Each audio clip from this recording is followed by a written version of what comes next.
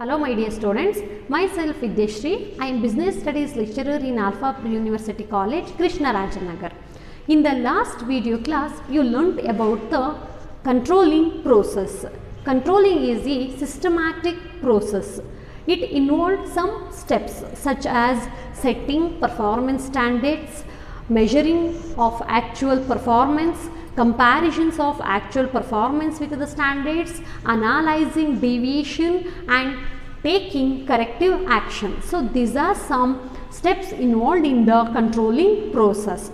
In this class, I am going to explain the techniques of managerial control. This is my class 4 regarding the chapter is controlling. In this class, I will explain about the techniques of managerial control. So ಒಂದು ಸಂಸ್ಥೆಯಲ್ಲಿ ನಿಯಂತ್ರಣ ಮಾಡಬೇಕು ಅಂತ ಹೇಳಿದ್ರೆ ಹಲವಾರು ಟೆಕ್ನಿಕ್ಸ್ಗಳನ್ನ use ಮಾಡ್ತಾರೆ ಅಂತ ಹೇಳಿದ್ದೆ. So these are some techniques are used for measuring performance of on employees. Let me now one by one. Managerial control mainly classified into two categories. One is the traditional techniques, another one is modern techniques. Managerial control mainly classified into two categories. One is the traditional techniques and modern techniques.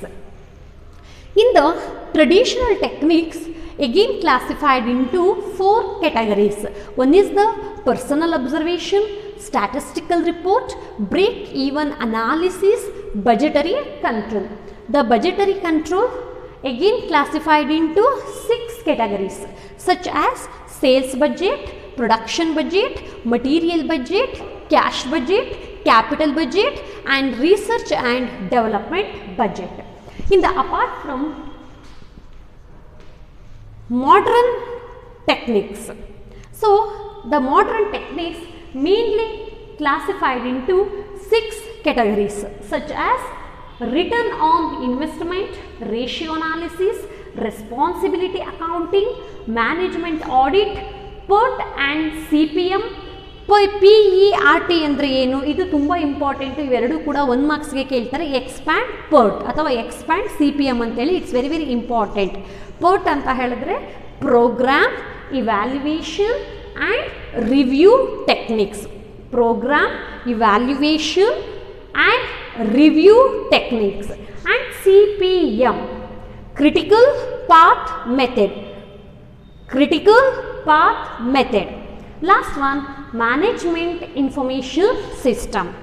Here the ratios can be classified into 4 categories. One is the liquidity ratio, solvency ratio, profitability ratio, turnover ratio.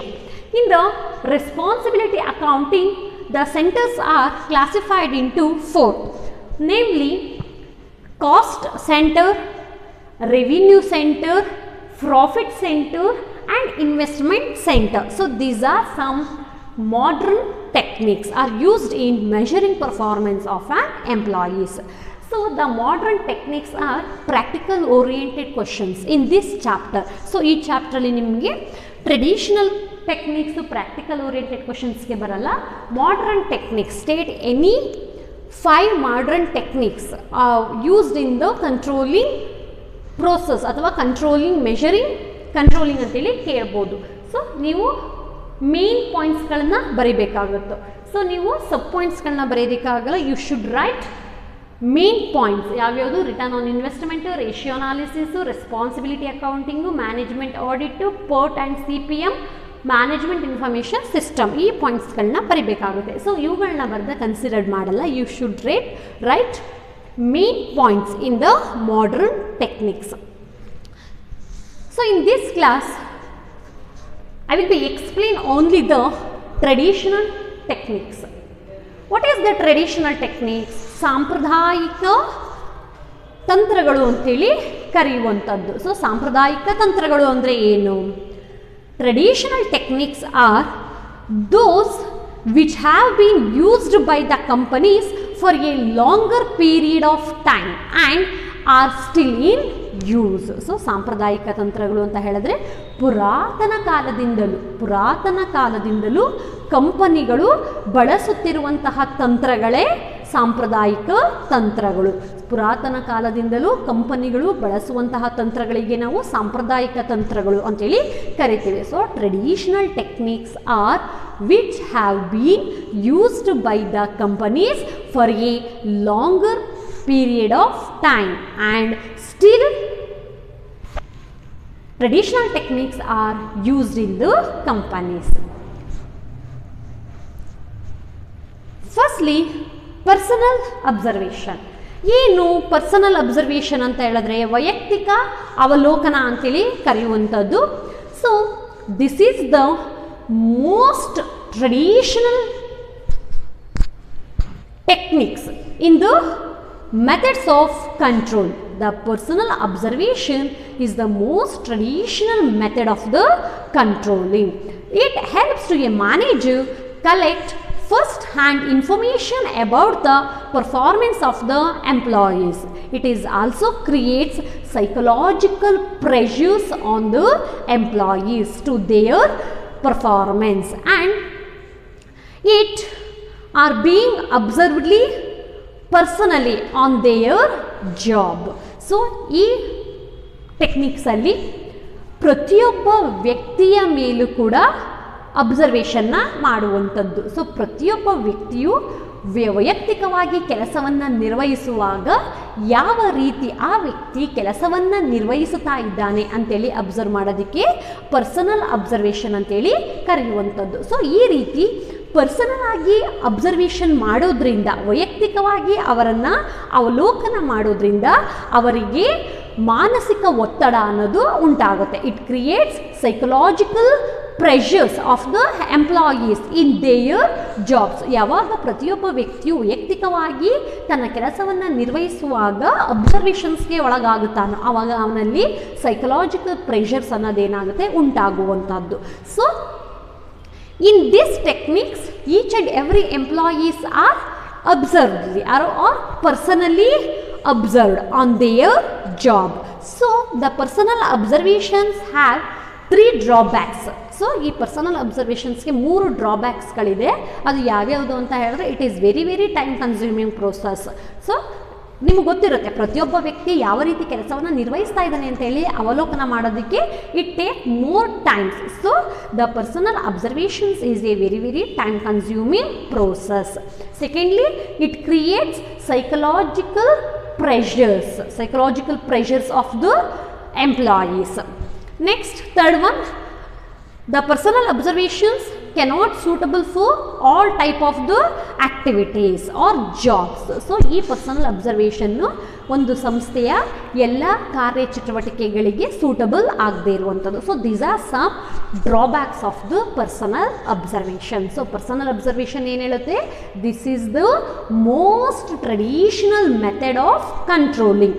It is helps to a manager collect first-hand information about the performance of an employees. It is also creates psychological pressures of the employees to their jobs. So here the employees are directly observed in personally on their job. Drawbacks, it is a very time consuming process. It is not suitable for all type of the jobs, and it creates psychological pressures of the employees. Next, statistical report. ಏನು statistical report ಅಂತ ಹೇಳಿದ್ರೆ ಅಂಕಿ ಅಂಶಗಳ ವರದಿಗಳು ಅಂತೇಳಿ ಕರೆಯುವಂಥದ್ದು. So statistical analysis in the form of averages, percentage, ratios and correlation. The statistical analysis in the form of averages, percentage, ratios and correlation etc.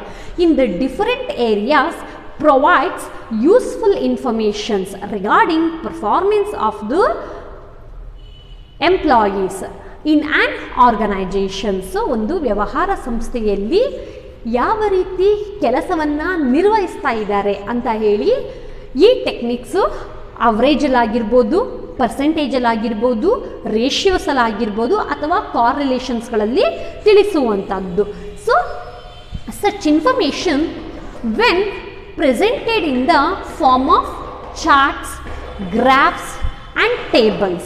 So here the performance is presented in the form of chart, graph and tables, etc. It is very easy to the manager read more easily and allow a comparisons to be made with the performance. So ಅಂಕಿ ಅಂಶಗಳ ಅವಲೋಕನಗಳು ಯಾವ ರೀತಿ ಇರುತ್ತೆ ಅಂತ ಹೇಳಿದ್ರೆ, ಈ ವಿಶ್ಲೇಷಣೆಯಲ್ಲಿ ವ್ಯವಹಾರ ಸ್ಥಾಪಕನಿಗೆ ಅಥವಾ ನಿರ್ವಾಹಕನಿಗೆ ಸರಾಸರಿಲಾಗಿರ್ಬೋದು, ಶೇಕಡಾವಾರುನಲ್ಲಾಗಿರ್ಬೋದು, ಅನುಪಾತದಲ್ಲಾಗಿರ್ಬೋದು, ಸಂಬಂಧಗಳು ಇತ್ಯಾದಿ ಉಪಯುಕ್ತ ಮಾಹಿತಿಗಳನ್ನು ನೀಡುವಂಥದ್ದು.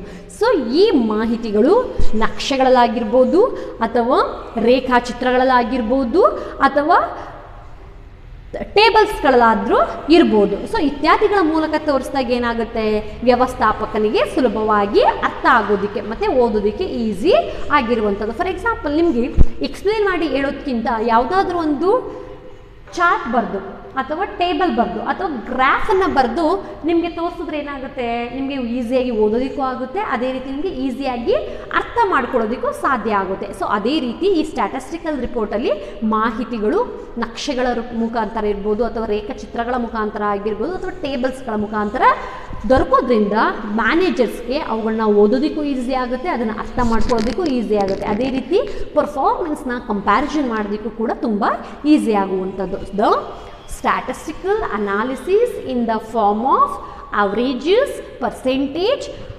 ratios and correlation. These are provides information to the managers regarding the performance of an organization to its managers, and such information when presented in the form of chart, graphs and table, it is very easy to a managers read and understand, and comparisons to be made with the performance. Next, break-even analysis. So what is the break-even analysis? It's very important for the 2 marks.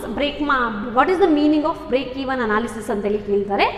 So ಏನು break-even analysis ಅಂತ ಹೇಳಿದ್ರೆ, break-even analysis is a technique. It is one of the techniques. It is used by the managers. Study about the relationship between cost, volume and profit. So ಇದು ಒಂದು ತಂತ್ರವಾಗಿದ್ದು ಯಾರಿಂದ ಬಳಕೆ ಆಗುತ್ತೆ ಅಂತ ಹೇಳಿದ್ರೆ, ಮ್ಯಾನೇಜರ್ಸ್, ಕಂಪನಿಯ ನಿರ್ವಾಹಕ ವ್ಯವಸ್ಥಾಪಕನಿಂದ ಬಳಕೆಯಾಗುವಂಥದ್ದು.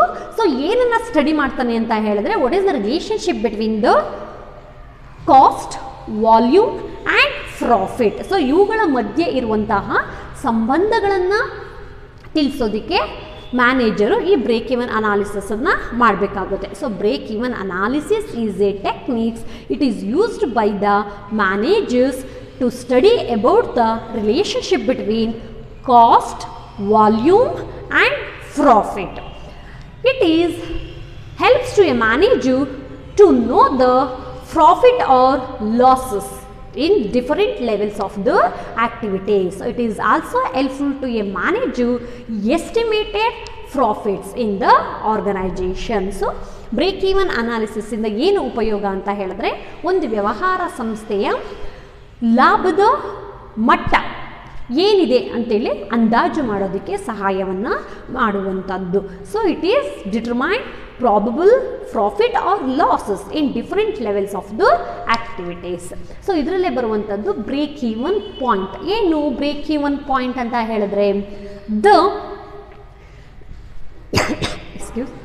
the sales volume at which there is no profit, there is no loss, it is known as break even point. The sales volume at which there is no profit and there is no loss, this is known as break even point. So ಮಾರಾಟದ ಪ್ರಮಾಣದಲ್ಲಿ ಲಾಭನೂ ಇರೋದಿಲ್ಲ, ನಷ್ಟನೂ ಇರೋದಿಲ್ಲವೋ ಅಂತಹ ಒಂದು ಬಿಂದುವನ್ನು ನಾವು break even point ಅಂತೇಳಿ ಕರಿತೀವಿ. ಸೊ ನಾವು ಇವಾಗ ಸೇಲ್ ಮಾಡ್ತಾ ಇದ್ದೀವಿ, ನಮಗೆ ಪ್ರಾಫಿಟ್ಟು ಬರೋದಿಲ್ಲ, ಲಾಸು ಕೂಡ ಆಗೋದಿಲ್ಲ. ಸೊ ಅದನ್ನು ಆ ವಾಲ್ಯೂಮನ್ನು ನಾವು ಬ್ರೇಕ್ ಈವನ್ ಪಾಯಿಂಟ್ ಅಂತೇಳಿ ಕರೆಯುವಂಥದ್ದು. The sales volume at which there is no profit and there is no loss, this is known as break even point. So break even analysis ಅನ್ನು ಏನಕ್ಕೆ ಮಾಡೋದು? To know the profit or losses, to know the probable profit or loss in different levels in the activity, or to estimated profit and losses at the different levels of the organizations. So break-even analysis anta ಹೇಳಿದ್ರೆ, break-even analysis is a technique. It is used by the managers study about the relationship between cost, volume and profit. So it is helps to know the probable profit or losses in the different levels of the activity. It is also helpful to the estimations of the profit at different levels of the activity. So break-even point refers to the sales volume at which there is no profit and there is no loss, that considered break even point. In a break even chart ide, that is not necessary for you, so I will give you the notes. So adanna break even chart ide, ಅದಷ್ಟು ನಿಮಗೆ ಅವಶ್ಯಕತೆ ಇಲ್ಲ. So ಹಾಗಾಗಿ ಅದನ್ನು ನಾನು ನಿಮಗೆ ನೋಟ್ಸಲ್ಲಿ ಕೊಡುವಂಥದ್ದು. So ಅದು ಏನೇನು ಒಳಗೊಂಡಿರುತ್ತೆ ಅಂತ ಹೇಳಿದ್ರೆ, ಟೋಟಲ್ ರೆವಿನ್ಯೂ ಆಗಿರ್ಬೋದು, ಫಿಕ್ಸೆಡ್ ಕಾಸ್ಟ್ ಆಗಿರ್ಬೋದು, ಟೋಟಲ್ ಕಾಸ್ಟ್ ಆಗಿರ್ಬೋದು, ಅದೇ ರೀತಿ BEP ಬ್ರೇಕ್ ಈವನ್ ಪಾಯಿಂಟ್ ಆಗಿರ್ಬೋದು, ಸೊ ಟೋಟಲ್ ರೆವಿನ್ಯೂ ಆಗಿರ್ಬೋದು. ಸೊ ಇದೆಲ್ಲ ಅಂಶಗಳು ಬ್ರೇಕ್ ಈವನ್ ಚಾರ್ಟಲ್ಲಿ ಇರುವಂಥದ್ದು. ನೆಕ್ಸ್ಟ್ BEP ಯಾವ ರೀತಿ ಕ್ಯಾಲ್ಕುಲೇಟ್ ಮಾಡ್ತೀವಿ ಅಂತ ಹೇಳಿದ್ರೆ, BEP is equal to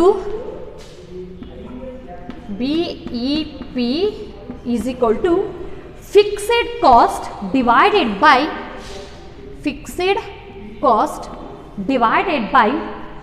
selling price per unit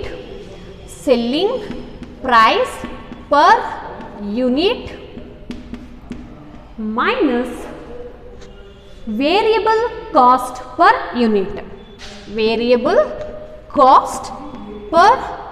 unit. Break even point is calculated fixed capital divided by selling price per unit minus variable cost per unit. So selling price ಅಂತ ಹೇಳಿದ್ರೆ ಒಂದು ವಸ್ತುವಿನ ಮಾರಾಟದ ಬೆಲೆ ಆಗಿರ್ಬೋದು, ವೇರಿಯಬಲ್ ಅಂತ ಹೇಳಿದ್ರೆ changes ಆಗ್ತಾನೆ ಇರುವಂಥದ್ದು. So BEP is calculated on the basis of fixed cost divided by selling price per unit minus variable cost per unit. Next one, budgetary control. What is the meaning of budgetary control? Budgetary control andre ಏನು? Budgetary control is a system of achieving performance on the basis of budget. Budgetary control means it is a system of achieving performance on the basis of budget. Budgetary control means it is one of the system of achieving of performance on the basis of budget. What is the budget? Budget andre ಏನು? Under these techniques, different budgets are prepared for different operations in an organization in advance. So ಈ ಟೆಕ್ನಿಕಲ್ಲಿ ನಾವು ಹಲವಾರು ರೀತಿಯ ಬಜೆಟ್ಗಳನ್ನು prepare ಮಾಡುವಂಥದ್ದು for the purposes of different operations in an organizations in advance. ಒಂದು ವ್ಯವಹಾರ ಸಂಸ್ಥೆ ಅಂತ ಹೇಳಿದ ಮೇಲೆ ಹಲವಾರು ಕಾರ್ಯಚಟುವಟಿಕೆಗಳು ನಡೆಯುವಂಥದ್ದು. ಸೊ ಆ ಕಾರ್ಯ ಚಟುವಟಿಕೆಗಳಿಗೆ ಅನುಗುಣವಾಗಿ ಹಲವಾರು ರೀತಿಯ ಬಜೆಟ್ಗಳನ್ನು ನಾವು ಪ್ರಿಪೇರ್ ಮಾಡಿಕೊಳ್ಳುವಂಥದ್ದು. So budgetary control under this techniques, different budgets are prepared for the different operations in an organizations in advance. Advance ಅಂತ ಹೇಳಿದ್ರೆ ಪೂರ್ವಭಾವಿಯಾಗಿ ಅಂದಾಜಿಸುವಂಥದ್ದು. So the actual results are compare with budgetary standards and taking necessary actions for the attaining organizational goals. A. Budget can be defined as quantitative statements. A budget can be defined as the quantitative statement of expected result prepared for future period of time. Quantitative ಅಂದರೆ ಏನು? ಯಾವಾಗಲೂ ಕೂಡ ಬಜೆಟನ್ನು ನಾವು ಅಂಕಿಗಳ ಮೂಲಕ, ನಂಬರ್ಸ್ಗಳ ಮೂಲಕ prepare ಮಾಡುವಂಥದ್ದು. Prepare for a future period of time, ಭವಿಷ್ಯದಲ್ಲಿ ಆಗುವಂತಹ ಖರ್ಚು ವೆಚ್ಚಗಳನ್ನು ಮುಂಗಡವಾಗಿ ಅಥವಾ ಮುಂಚಿತವಾಗಿ ಅಂದಾಜಿಸುವುದಕ್ಕೆ ಬಜೆಟ್ ಅಂತೇಳಿ ಕರೆಯುವಂಥದ್ದು.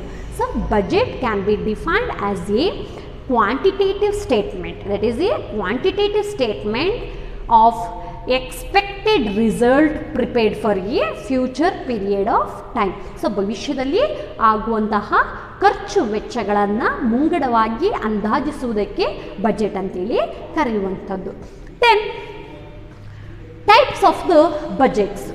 The budgets mainly classified into 6 ಕೆಟಗರೀಸ್. ಸೊ ಒಂದು ಸಂಸ್ಥೆಯಲ್ಲಿ 6 ರೀತಿಯ ಬಂಡವಾಳಗಳನ್ನು ಬಳಕೆಯಲ್ಲಿ ತರುವಂಥದ್ದು, ಅಂದಾಜಿಸುವಂಥದ್ದು. ಸೊ ಇಷ್ಟೇ ಅಲ್ಲ, ಇನ್ನು ಬೇರೆ ಬೇರೆ ರೀತಿಯ ಬಜೆಟ್ಗಳು ಉಂಟು. So according to this chapter you have 6 types of budgets such as sales budget, production budget, material budget, cash budget, capital budget, research and development budget. So let me now one by one. What is the sales budget? Sales budget andre ಏನು? The a statement of what an organization expect to sell in terms of quantity as well as value. ಒಂದು ವ್ಯವಹಾರ ಸಂಸ್ಥೆ ಏನನ್ನ ಮಾರಾಟ ಮಾಡಬೇಕು ಮತ್ತು ಎಷ್ಟು ಪ್ರಮಾಣದಲ್ಲಿ ಮಾರಾಟ ಮಾಡಬೇಕು ಅಂತೇಳಿ ಅಂದಾಜಿಸುವಂತಹ ಬಜೆಟನ್ನು ಸೇಲ್ಸ್ ಬಜೆಟ್ ಅಂತೇಳಿ ಕರೆಯುವಂಥದ್ದು. ಒಂದು ವ್ಯವಹಾರ ಸಂಸ್ಥೆ ಯಾವ ರೀತಿಯ ಉತ್ಪನ್ನವನ್ನು ಅಥವಾ ಯಾವ ರೀತಿಯ ವಸ್ತುಗಳನ್ನು ಮಾರಾಟ ಮಾಡಬೇಕು ಮತ್ತು ಎಷ್ಟು ಪ್ರಮಾಣದಲ್ಲಿ ಮಾರಾಟ ಮಾಡಬೇಕು ಅನ್ನೋದನ್ನು ಮುಂದಂದಾಜಿಸುವಿಕೆಗೆ ಸೇಲ್ಸ್ ಬಜೆಟ್ ಅಂತೇಳಿ ಕರೆಯುವಂಥದ್ದು. Sales budget is a statement of what an organization expect to sale in terms of quantity as well as value. ಒಂದು ಪ್ರಾಡಕ್ಟನ್ನು, ಯಾವ ವಸ್ತುಗಳನ್ನು ಮಾರಾಟ ಮಾಡಬೇಕು, ಎಷ್ಟು ವಸ್ತುಗಳನ್ನು ಮಾರಾಟ ಮಾಡಬೇಕು ಮತ್ತು ಎಷ್ಟು ಮೌಲ್ಯಕ್ಕೆ ವ್ಯಾಪಾರ ಮಾಡಬೇಕು ಅಂತೇಳಿ ತಿಳಿಸುವಂಥದ್ದು sales budget. Second one production budget ಏನು ಹೇಳುತ್ತೆ? Production budget is a statement of what an organizations plans to produce in the budgeted period. So ಒಂದು ವ್ಯವಹಾರ ಸಂಸ್ಥೆ ತನ್ನ ಬಜೆಟಿನ ಅವಧಿಯಲ್ಲಿ ಯಾವ ರೀತಿಯ ವಸ್ತುಗಳನ್ನು ಉತ್ಪಾದನೆ ಮಾಡಬೇಕು ಅಂತೇಳಿ ತಿಳಿಸುವಂಥದ್ದು production budget. Production budget is a statement of what an organization plans to produce in the budgeted period. Next material budget. ಏನು ಮಟೀರಿಯಲ್ ಅಂತ ಹೇಳಿದ್ರೆ? A statement of estimated quantity and cost of materials required for production. ಒಂದು ವಸ್ತುಗಳನ್ನು ಉತ್ಪಾದಿಸುವುದಕ್ಕೆ ಬೇಕಾಗಿರುವಂತಹ ಮೆಟೀರಿಯಲ್ಗಳಿಗೆ ಆಗುವಂತಹ ಖರ್ಚು ಮತ್ತು ಎಷ್ಟು ಮೆಟೀರಿಯಲ್ಗಳು ಬೇಕಾಗುತ್ತೆ ಅಂತೇಳಿ ಅಂದಾಜಿಸುವಂಥದ್ದು material budget. So material budget is a statement of estimated quantity and cost of material requireds for a production. So ಉತ್ಪಾದಿಸೋದಕ್ಕೆ ಬೇಕಾಗಿರುವಂತಹ ಮೆಟೀರಿಯಲ್ಸ್ಗಳ ಮೇಲಾಗುವಂತಹ ವೆಚ್ಚವನ್ನು ಮಟೀರಿಯಲ್ ಬಜೆಟ್ ಅಂತೇಳಿ ಕರೆಯುವಂಥದ್ದು. Next cash budget. ಏನು ಕ್ಯಾಶ್ ಬಜೆಟ್ ಅಂತ ಹೇಳಿದ್ರೆ? Cash budget is a statement of expected cash inflows and outflows for a budgeted period. So ಒಂದು ಸಂಸ್ಥೆ ಅಂತ ಹೇಳಿದ್ಮೇಲೆ ಆ ವ್ಯವಹಾರ ಸಂಸ್ಥೆಯಲ್ಲಿ ಕ್ಯಾಶು ಇನ್ಫ್ಲೋಸು ಆಗುತ್ತೆ ಮತ್ತು ಕ್ಯಾಶು ಔಟ್ಫ್ಲೋಸು ಆಗುವಂಥದ್ದು. ಸೊ ಎಷ್ಟು ಬರ್ತಾ ಇದೆ, ಎಷ್ಟು ಹೋಗ್ತಾ ಇದೆ, ಎಷ್ಟು ಹೋಗ್ಬೋದು ಅಥವಾ ಎಷ್ಟು ಬರ್ಬೋದು ಅಂತೇಳಿ ಅಂದಾಜಿಸುವುದಕ್ಕೆ ಕ್ಯಾಶ್ ಬಜೆಟ್ ಅಂತೇಳಿ ಕರೆಯುವಂಥದ್ದು. So cash budget is a statement of expected cash inflows and cash outflows for a budgeted period. Next one capital budget. Capital budget ಅಂದರೆ ಏನು? ಬಂಡವಾಳ ಬಜೆಟ್ ಅಂತೇಳಿ ಕರೆಯುವಂಥದ್ದು. Capital budget is a statement of estimating spending on fixed assets or long-term assets like new factory, equipments, machineries, furnitures. So, fixed ಅಸೆಟ್ಸ್ಗಳ ಮೇಲೆ ಒಂದು ಸಂಸ್ಥೆಯ fixed ಅಸೆಟ್ಸ್ಗಳ ಮೇಲೆ ಎಷ್ಟು ಖರ್ಚು ಆಗ್ಬೋದು, ಅವುಗಳನ್ನು ಖರೀದಿಸೋದಕ್ಕೆ ಎಷ್ಟು ಅಮೌಂಟ್ ಬೇಕಾಗ್ಬೋದು ಅಂತೇಳಿ ಅಂದಾಜಿಸುವುದು capital budget. Capital budget is a statement of estimating spending on fixed assets such as machineries, building, furnitures or other any equipments. ಇನ್ನು ರಿಸರ್ಚ್ ಆ್ಯಂಡ್ ಡೆವಲಪ್ಮೆಂಟ್ ಬಜೆಟ್ ಏನು? ರಿಸರ್ಚ್ ಆ್ಯಂಡ್ ಡೆವಲಪ್ಮೆಂಟ್ ಬಜೆಟ್ ಅಂತ ಹೇಳಿದ್ರೆ, so research and development budget is statement of expected spending on research and development works. So it is a statement expected spending on research and development works. Research and development works ಅಂದರೆ ಯಾವ್ಯಾವುದು? So ಹೊಸ ವಸ್ತುಗಳನ್ನು ಉತ್ಪಾದಿಸುವಂಥದ್ದು ಅಥವಾ ವಿಭಿನ್ನ ರೀತಿಯ ವಸ್ತುಗಳನ್ನು ಉತ್ಪಾದಿಸುವುದು ಅಥವಾ ವಿಭಿನ್ನ ವಿನ್ಯಾಸಗಳನ್ನು ಹೊಂದಿರುವಂತಹ ವಸ್ತುಗಳನ್ನು ಪ್ರೊಡ್ಯೂಸ್ ಮಾಡೋದಕ್ಕೆ ಎಷ್ಟು ಖರ್ಚಾಗ್ಬೋದು ಅಂತೇಳಿ ಅಂದಾಜಿಸುವುದಕ್ಕೆ ರಿಸರ್ಚ್ ಆ್ಯಂಡ್ ಡೆವಲಪ್ಮೆಂಟ್ ಬಜೆಟ್ ಅಂತೇಳಿ ಕರೆಯುವಂಥದ್ದು. So research and development budget expected spending on research and development works. So these are some important types of the budgets. So first one ಏನು ಹೇಳುತ್ತೆ? ಟ್ರೆಡಿಷನಲ್ ಟೆಕ್ನಿಕ್ಸ್ ಅಂದರೆ ಏನು? First of all traditional techniques is on techniques. It is used by the companies for a longer period of time and still traditional techniques are used by the companies. So personal observations. So personal observations, it is one of the most traditional method of the control. Here this method providing to a manager first hand informations about the performance of an employees, and it is also creates psychological pressures on the employees in their work. Here the employees are directly observed in the personally on their job. So this has three drawbacks. One is it is very time consuming process and it is not suitable for all types of jobs, and it creates psychological pressures of the employees on their job. Next, statistical reports. So statistical reports ಏನು ಹೇಳುತ್ತೆ? Statistical report means statistical analysis in the form of averages, percentage, ratios and correlations. So these are provides relevant informations to a managers about the performance of an organizations. Here the managers get performance measures through the chart, tables and graphs. So these are all helps to a managers read easily and understand easily. Next, it is also helpful to comparisons with the performance. In a break-even analysis, so break-even analysis andre enu? Break-even analysis is a techniques. It is used by the managers to study about the relationship between cost, volume and profits. It is helps to a manager estimating profit and losses of different levels of the activities. So what is the break-even point? Break-even point means the sales volume at which there is no profit and there is no loss. It is considered as a break-even point. So break-even point ಅನ್ನು ನಾವು ಯಾವ ರೀತಿ calculate ಮಾಡ್ತೀವಿ ಅಂತ ಹೇಳಿದ್ರೆ, break-even point is equal to fixed capital divided by sales price per unit, variable cost per unit. In a budgetary control. So budgetary control andre ಏನು? Budgetary control is a system of achieving performance on the basis of budgets. So under this techniques, several budgets are used to know the different operations in an organizations in advance. Budget means it is a quantitative statement of expected results prepared for a future period of time. So these are some types of control. But budget, sales budget anta ಹೇಳಿದ್ರೆ, it is a statement of what an organization wants to sell in terms of quantity as well as value.